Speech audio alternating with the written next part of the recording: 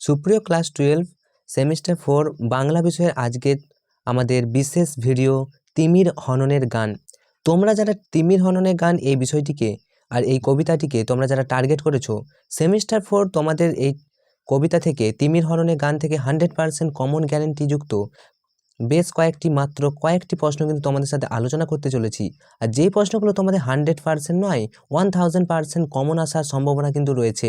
তাই তোমাদের যাদের তিমির হননের গান কবিতাটি টার্গেট রয়েছে, এই ভিডিওটা প্রথম থেকে শেষ পর্যন্ত দেখো এবং পারলে তোমরা খাতায় লিখে নাও। প্রত্যেকটি প্রশ্ন রয়েছে অত্যন্ত গুরুত্বপূর্ণ। বোর্ডের পরীক্ষায় আসার মতো প্রশ্ন, শুধুমাত্র প্রশ্নই নয় উত্তর সহ আলোচনা করব। তাই তোমাদের সময় নষ্ট একেবারেই হবে না। ভিডিও প্লে করো এবং তোমাদের পড়া শুরু করো। তোমাদের পরীক্ষা খুব ভালো হবে এই শুভকামনা জানিয়ে আজকে ভিডিও শুরু করব। আর ভিডিও শুরুর আগে তোমাদেরকে জানিয়ে রাখি, তোমরা যারা ক্লাস 12 সেমিস্টার 4 বাংলা বা অন্যান্য সাবজেক্টগুলিতে ভালো রেজাল্ট করতে চাইছো, তাহলে এখনই চ্যানেলে নতুন হলে চ্যানেলটি সাবস্ক্রাইব করে পাশে থাকা নোটিফিকেশন অল সিলেক্ট করে রাখতে পারো। তোমাদের জন্য ইতিমধ্যে ক্লাস 12 সেমিস্টার 4 বাংলা বিষয়ের আমরা ইতিমধ্যে একটা প্লেলিস্ট বানিয়ে দিয়েছি। সম্পূর্ণ সিলেবাস কভার করা হবে এই চ্যানেলে, তো অবশ্যই তোমরা প্লেলিস্টটা দেখে নিতে পারো। তো চলো আজকের ভিডিও প্রথম প্রশ্ন দেখো। আজকের প্রথম প্রশ্ন, তিমির হননের গান কবিতাটি কোন প্রেক্ষাপটে লেখা? কবি কেন তিমির বিলাসী নয় তিমির বিনাশী হতে চেয়েছেন? আগেই বলেছি তোমরা খাতা পেন বার করে কিন্তু লিখে নাও। খুব ইম্পর্টেন্ট 5 স্টার কোয়েশ্চেন রয়েছে। দেখো, তিমির হননের গান কবিতাটি কোন প্রেক্ষাপটে লেখা, এটা আগে দেখে নাও। 2+3 জন্য প্রশ্ন। 1350 বঙ্গাব্দের মন্বন্তর বাংলায় সমাজ জীবনে নারকীয় প্রভাব সৃষ্টি করেছিল। লক্ষ লক্ষ মানুষ গ্রাম থেকে শহরে এসে ভিখারিতে রূপান্তরিত হয়েছিল। দ্বিতীয় বিশ্বযুদ্ধ চলাকালীন সময়ে নাগরিক বাঙালি সমাজ বিপর্যস্ত হয়েছিল মূল্যবোধের অভাব, জীবনযাপনে যান্ত্রিকতা, ক্লান্তি এবং অবসন্নতায়। ব্যক্তি মানুষের এই সংকটের সঙ্গে দুর্ভিক্ষ যুক্ত করল সামাজিক সংকটের এক মর্মান্তিক ছবি। মধ্যবিত্তের ব্যক্তি সংকটের থেকেও, তার জীবনের ব্যাপ্ত বিষণ্ণতার থেকেও আরও বেশি কালো কালো ছায়া ভিড় করে শহরের রাজপথে। আর এই প্রেক্ষাপটেই কবি জীবনানন্দ দাশ রচনা করেছেন তিমির হননের গান কবিতাটি। আশা করি বুঝতে পেরেছ তিমির হননের গান কবিতাটি কোন প্রেক্ষাপটে রচিত। এরপর আমরা চলে আসবো, কবি কেন তিমির বিলাসী নয় তিমির বিনাশী হতে চেয়েছেন। দেখো উত্তর দেখো। সমস্ত যন্ত্রণা, ব্যক্তিগত বিচ্ছিন্নতা এবং নৈরাশ্যের অন্ধকারে চলতে চলতে জীবনানন্দ শেষ পর্যন্ত স্থিত হতে চেয়েছেন অমলিন আশাবাদের গভীর প্রত্যয়ে অন্তর্দীপ্ত কবি তাই ভরসা করেছেন মানুষের অন্তর্গত বোধ এবং প্রত্যয়ে। আমরা তো তিমির বিনাশী হতে চাই, আমরা তো তিমির বিনাশী। লক্ষণীয়, প্রথমে তিমির বিনাশী হওয়ার আকাঙ্ক্ষা প্রকাশ করলেও শেষ লাইনগুলিতে তা প্রত্যয়ে রূপান্তরিত হয়েছে এবং কবি জানিয়ে দিয়েছেন আমরা তো তিমির বিনাশী। কোনো সংশয় অথবা প্রশ্ন নেই, সর্বমানবের হয়ে কবির এই উচ্চারণ। নিবিড় অন্ধকারের মধ্যে এই উচ্চারণ আসলে মনুষ্যত্বের দীপ্ত অঙ্গীকার। আশা করি তোমরা লিখে নিতে পেরেছো প্রশ্নটি না লিখতে পারলে তোমরা ভিডিওটা স্টপ করে কিন্তু লিখে নাও, অথবা যারা শুনে মুখস্থ করতে চাইছো তোমাদের জন্য হতে চলেছে এই ভিডিওটা অত্যন্ত গুরুত্বপূর্ণ। আশা করি বুঝতে পেরেছো। কোনো তোমাদের সমস্যা থাকলে কমেন্ট করবে। চলে আসবো আমরা নেক্সট প্রশ্নতে। তিমির হননের গান কবিতার নামকরণের মধ্যে যে আশাবাদ ধ্বনিত হয়েছে তা কবিতায় কিভাবে প্রকাশিত হয়েছে আলোচনা করো। এটাও কিন্তু রয়েছে মোস্ট ইম্পর্টেন্ট। দেখো উত্তর দেখো। জীবনানন্দের তিমির হননের গান কবিতার নামকরণের মধ্য দিয়ে প্রকাশিত হয়েছে এক অমলিন আশাবাদ। কবিতার বিষয়বস্তু চূড়ান্তে এই আশাবাদেরই প্রতিষ্ঠা লক্ষ্য করা যায়। সুদূর অতীতে এক জীবনচর্চার ছবি দিয়ে কবিতা সূচনা। সে জীবন কোনো হ্রদে, নদীর ঢেউয়ে বা সমুদ্রের জলে জেগে ওঠার, প্রকৃতির কোলে জেগে ওঠা সে জীবন যখন সমাজ ও রাষ্ট্র ব্যবস্থার বৃত্তে এলো, তার প্রাথমিক পর্যায়ে সে একইভাবে প্রকৃতি থেকে অর্জিত সহজ অনাবিল জীবনধারার গ্লানিহীন উত্তরাধিকার বহন করেছিল। কিন্তু দ্বিতীয় বিশ্বযুদ্ধোত্তর পৃথিবীতে নাগরিক মধ্যবিত্তের জীবনের সেই সহজ বেঁচে থাকা অসম্ভব হয়ে উঠল। একদিকে যান্ত্রিকতা, অন্যদিকে মূল্যবোধের অবক্ষয় জীবনকে ধূসর বিবর্ণ করে তুলল। আনন্দ হাসি বিবর্জিত জীবনে মানুষ ভালো না থাকলেও কৃত্রিম ভালো থাকার অভিনয় করে যেতে থাকে। আত্মপ্রসারণের বদলে তৈরি হয় আত্মপ্রবঞ্চনার চিত্রনাট্য, এবং এর সঙ্গে যুক্ত হয় মধ্যবিত্তের শ্রেণী ও ব্যক্তি স্বার্থকেন্দ্রিকতা, যে কারণে দুর্ভিক্ষ পীড়িত ছিন্নমূল মানুষদের লঙ্গরখানায় লাইন দিতে দেখে কিংবা ফুটপাতে মরে যেতে দেখেও তাদের কোনো প্রতিক্রিয়া হয় না। অন্তহীন বেদনার পথে বা নার্সিসিস্ট বা আত্মমুগ্ধ মধ্যবিত্ত তাই নিজেকে বেদনাহীন ভাবে। মানবতার এই অবক্ষয় কবির মনে সংশয় তৈরি করে। প্রকৃতির কোলে জেগে ওঠা সে জীবন যখন সমাজ বা রাষ্ট্র ব্যবস্থার বৃত্তে এলো, তখন তার প্রাথমিক পর্যায়ে সে একইভাবে প্রকৃতির থেকে অর্জিত সহজ অনাবিল জীবনধারার গ্লানিহীন উত্তরাধিকার বহন করেছিল। তিমির হননে তবু অগ্রসর হয়ে আমরা কি তিমির বিলাসী? শেষ পর্যন্ত নিজেই সমস্ত মানুষের হয়ে আকাঙ্ক্ষা প্রকাশ করেন, আমরা তো তিমির বিনাশী হতে চাই। কবিতার শেষ লাইনগুলিতে এই ইচ্ছা ঘোষণায় রূপান্তরিত হয়, আমরা তো তিমির বিনাশী। এভাবেই সমস্ত সংশয়কে অতিক্রম করে কবি মনুষ্যত্বকে ভরসা করেছেন, কারণ সেটাই তিমির হননের একমাত্র শক্তি। আর এইভাবেই জীবনানন্দের পঠিত কবিতায় তা আশাবাদ প্রকাশিত করেছে। চলে আসবো আমরা নেক্সট প্রশ্নতে। পরের প্রশ্ন, তিমির হননের পথেই মানুষ বারবার কেন ফিরে আসে? তিমির হননের গান কবিতা অবলম্বনে আলোচনা করো। চলো উত্তর দেখো। জীবনানন্দের তিমির হননের গান কবিতায় বিষয়বস্তু চূড়ান্ত উপসংহারে এক অমলিন আশাবাদেরই প্রতিষ্ঠা লক্ষ্য করা যায়। সুদূর অতীতে যে জীবনচর্চার ছবি কবিতার সূচনায় কবি এঁকেছেন, তা জীবনের জাগরণের, কোনো হ্রদে, নদীর ঢেউয়ে বা সমুদ্রের জলে, এক কথায় প্রকৃতির কোলে জেগে ওঠে সে জীবন। মানব সমাজ গঠনের সূচনাতেও মানুষ সেই অনাবিল জীবনধারার গ্লানিহীন উত্তরাধিকার বহন করেছিল। কিন্তু দ্বিতীয় বিশ্বযুদ্ধোত্তর পৃথিবীতে একদিকে যান্ত্রিকতা, অন্যদিকে মূল্যবোধের অবক্ষয় সেই সহজ বেঁচে থাকাকে অসম্ভব করে তুলল। আনন্দ হাসি বিবর্জিত সেই ধূসর বিবর্ণ জীবনে মানুষকে ভালো না থেকেও ভালো থাকার অভিনয় করে যেতে দেখা গেল। তার সঙ্গে যুক্ত হলো মধ্যবিত্তের শ্রেণী ও ব্যক্তিগত স্বার্থকেন্দ্রিকতা। তাই দুর্ভিক্ষ পীড়িত ছিন্নমূল মানুষদের লঙ্গরখানায় লাইন দিতে দেখে কিংবা ফুটপাতে মরে যেতে দেখেও তারা অনায়াসে প্রতিক্রিয়াহীন হয়ে থাকত। অন্তহীন বেদনার পথে ও সে মধ্যবিত্ত নিজেকে বেদনাহীন ভাবে। যে মানুষের অন্ধকার দূর করার কথা ছিল, অন্ধকারের কাছেই তার আত্মসমর্পণ কবিকে সংশয়ী করে তোলে। তিমির হননে তবু অগ্রসর হয়ে আমরা কি তিমির বিলাসী?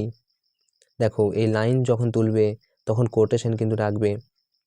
শেষ পর্যন্ত নিজেই সমস্ত মানুষের হয়ে আকাঙ্ক্ষা প্রকাশ করেন, আমরা তো তিমির বিনাশী হতে চাই। সমস্ত সংশয়কে অতিক্রম করে কবিতার শেষ লাইনগুলিতে কবির ইচ্ছা ঘোষণায় রূপান্তরিত হয়, আমরা তো তিমির বিনাশী। সংশয়হীন প্রত্যয়ে এই পুনঃপ্রতিষ্ঠায় সভ্যতাকে টিকিয়ে রাখার প্রয়োজন নেই। তাহলে এই ছিল তিমির হননের পথেই মানুষ বারবার কেন ফিরে আসে, তিমির হননে গান অবলম্বনে আলোচনা। চলে আসবো আমরা নেক্সট প্রশ্নতে। তিমির হননে তবু অগ্রসর হয়ে আমরা কি তিমির বিলাসী? কবির মনে এই সংশয়ের কারণ কি?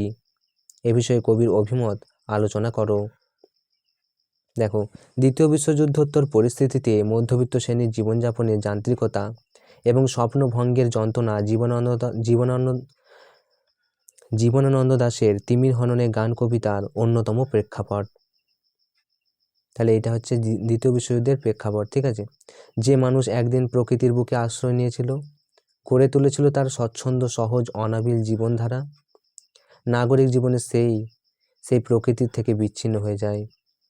যে প্রসারণশীলতা ছিল তার জীবন ধর্ম, তার পরিবর্তে আসে আত্মকেন্দ্রিকতা, এবং তা এতটাই তীব্র যে দুর্ভিক্ষ পীড়িত মানুষের নিরাশ্রয়তা, লঙ্গরখানায় খাদ্যের জন্য লাইন, ফুটপাতে বেঘরে মৃত্যু ইত্যাদি কোনো কিছুই তাদের স্পর্শ করতে পারে না।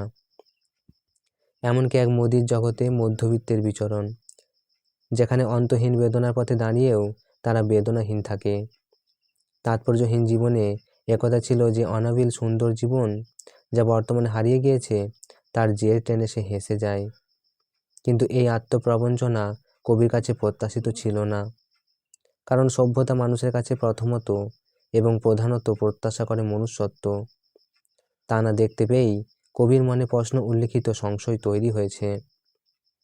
সমস্ত যন্ত্রণা, ব্যক্তিগত বিচ্ছিন্নতা এবং নৈরাশ্যের অন্ধকারে চলতে চলতে জীবনানন্দ শেষ পর্যন্ত স্থিত হতে চেয়েছেন, অমলিন আশাবাদের স্থিত। গভীর প্রত্যয়ে অন্তর্লিপ্ত কবি তাই ভরসা করেছেন মানুষের অন্তর্গত বোধ এবং প্রত্যয়ে। আমরা তো তিমির বিনাশী হতে চাই, আমরা তো তিমির বিনাশী। লক্ষণীয়, প্রথমে তিমির বিনাশী হওয়ার আকাঙ্ক্ষা প্রকাশ করলেও শেষ পংক্তিতে তা প্রত্যয়ে রূপান্তরিত হয়েছে এবং কবি জানিয়ে দিয়েছেন আমরা তো তিমির বিনাশী। কোনো সংশয় অথবা প্রশ্ন নেই, সর্বমানবের হয়ে কবির এই উচ্চারণ। নিবিড় অন্ধকারের মধ্যে এই উচ্চারণ আসলে মনুষ্যত্বের দীপ্ত অঙ্গীকার। চলে আসবো আমরা নেক্সট প্রশ্নতে। হয়তোবা জীবনকে শিখে নিতে চেয়েছিল, কার কথা বলা হয়েছে? কবির মন্তব্যটি বিশ্লেষণ করো। দেখো প্রশ্ন দেখে নাও, হয়তোবা জীবনকে শিখে নিতে চেয়েছিল, তো এটা কার কথা বলা হয়েছে? কবির মন্তব্য বা বক্তব্যটি বিশ্লেষণ করো। দেখো, রবীন্দ্রনাথ যুগের শ্রেষ্ঠ কবি জীবনানন্দ দাশের তিমির হননের গান কবিতাটি উল্লেখিত অংশে প্রকৃতি লালিত মানব সভ্যতার আদি পর্বের মানুষদের কথা বলা হয়েছে। পৃথিবীতে আদি প্রাণের সৃষ্টি হয়েছিল জলে, তারপর বিবর্তনের নানা জটিল পথ পেরিয়ে মানুষ এলো। ইতিহাসের এক দীর্ঘ পরিসর জুড়ে মানুষের সভ্যতা ছিল প্রকৃতি সংলগ্ন হয়ে। সমাজ সৃষ্টি হওয়ার পরে সেই এক ভোরবেলা শতাব্দীর সূর্যের নিকটে মানুষের পরস্পরের মধ্যে যে সংযোগ, তাও যেন ছিল সহজ, জলের মতো অনায়াস। জীবনানন্দের অন্য কবিতার ভাষায় বলা যায়, একদিন সৃষ্টির পরিধি ঘিরে কেমন এক আশ্চর্য আভা দেখা দিয়েছিল। মানুষ এই প্রকৃতির কাছ থেকে শিখে নিয়েছিল জীবনের সহজ, স্বচ্ছন্দ, অবাধ বিচরণ। জীবনের যা কিছু আলোড়ন সে আহরণ করেছিল প্রকৃতির কাছ থেকেই।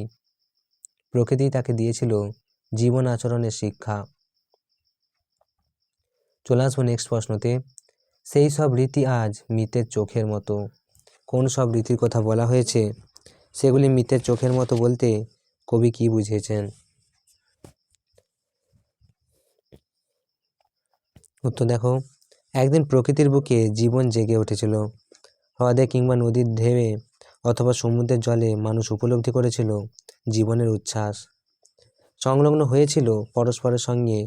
যখন মানব সমাজের সূচনা হয়েছিল, সেই সময় থেকে প্রকৃতির কাছ থেকে শিক্ষা নিয়ে মানুষ অন্য এক আকাশের মতো চোখ নিয়ে হাসি খেলায় মেতে থেকেছে।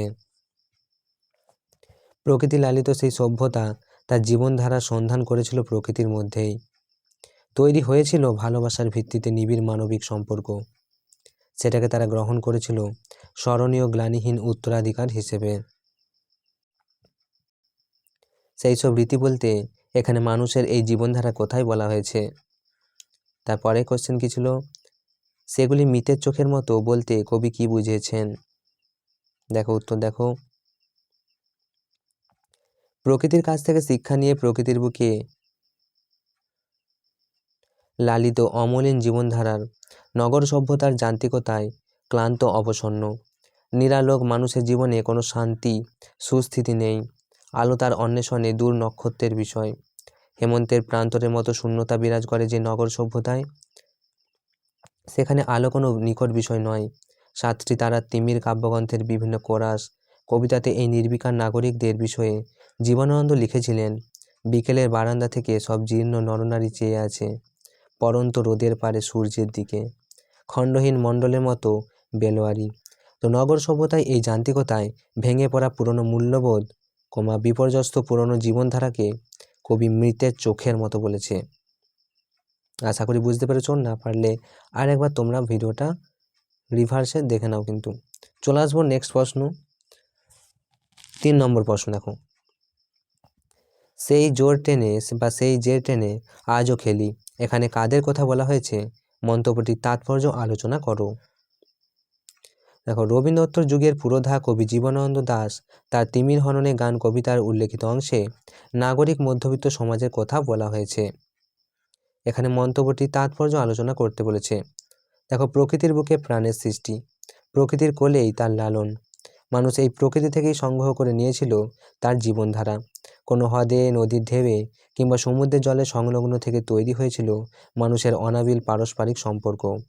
তারপর মানুষ সমাজবদ্ধ হলো। সেই সময়ে, সেই সূচনা মুহূর্তেও শতাব্দী সূর্যের নিকটে দাঁড়িয়ে তার জীবনে আলোড়ন উপলব্ধি করেছিল। জীবন থেকে শিক্ষা নিয়েছিল। আকাশের কাছ থেকে উদারতা আর বিশালতার শিক্ষা নিয়ে নিজের দৃষ্টিকে করেছিল অন্য এক আকাশের মতো। এভাবেই জীবনের হাসি খেলা ভালোবাসায় তারা বহন করে এনেছিল গ্লানিহীন এক স্মরণীয় উত্তরাধিকার। কিন্তু যখন থেকে নগর জীবনের সূচনা হলো, তখন থেকেই ধীরে ধীরে যান্ত্রিকতা গ্রাস করলো মানুষের জীবনকে। সম্পর্কের অনাবিলতা, জীবনের স্বাচ্ছন্দ্য, পদচারণা বিনষ্ট হলো। সেসব হয়ে উঠল মৃতের চোখের মতো। নিরালোক জীবন আলোর সন্ধান করলো একমাত্র নক্ষত্র পথে। তবুও মানুষ কৃত্রিম হাসি, সম্পর্কের কৃত্রিম বুনোটে জীবনের উদ্যাপনা করতে চাইল। সর্বরিক্ততার মধ্যে এইভাবে বিগত দিনের স্মৃতির অনুশীলন প্রসঙ্গে কবি বলেছেন, সেই যে টেনে আজও খেলি। তো আজকের ভিডিওটা এখানে আমরা শেষ করছি। এই ভিডিওর পরবর্তী অংশে আমরা পরবর্তী আর 5টি প্রশ্ন কিন্তু আলোচনা করে দেব। উত্তর সহ আলোচনা করব, তাই তোমাদের সময় নষ্ট হবে না। তো পার্ট 2 তিমির হননে গান দেখার জন্য, তিমির হননে গান এই কবিতাটির আলোচনা এবং পরবর্তী প্রশ্নগুলির জন্য অবশ্যই চ্যানেলটি সাবস্ক্রাইব করো আর বন্ধুদেরকে ভিডিওটা শেয়ার করে দাও। তোমাদের পরীক্ষা খুব ভালো হোক এই শুভকামনা জানিয়ে আজকের মতো ভিডিওটা এখানেই শেষ করছি। তোমাদের 100% কমন থাকছে। পার্ট 2তে আসছি আমরা। আর এর আগেও আমরা কিন্তু ক্লাস 12 সেমিস্টার 4-এর বাংলা একটি প্লেলিস্ট বানিয়ে দিয়েছি। প্রত্যেকটি ভিডিও, প্রত্যেকটি এই প্রশ্ন উত্তর কিন্তু আলোচনা করা হয়েছে কবিতা, গল্প থেকে। তো তোমরা কিন্তু অবশ্যই সেগুলো দেখে নিতে পারো। তোমাদের প্রস্তুতি হোক আমাদের সাথে। Enjoy exam, all the best.